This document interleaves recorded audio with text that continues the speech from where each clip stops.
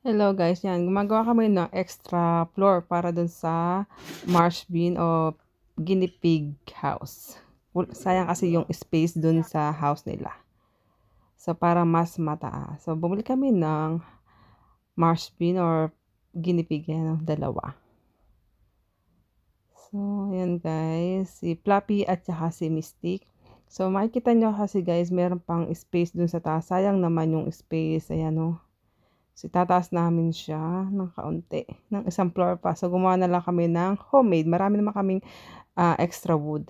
Tapos, ito, yung pang travel nila. Ayan.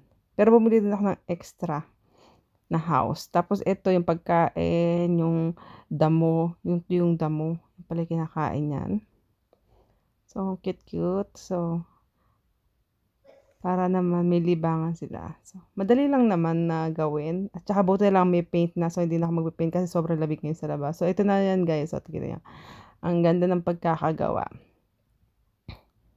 So, mas mataas. Sayang kasing space sa taas, di ba? So, ginawa na lang namin ng paraan para mas masulit yung house.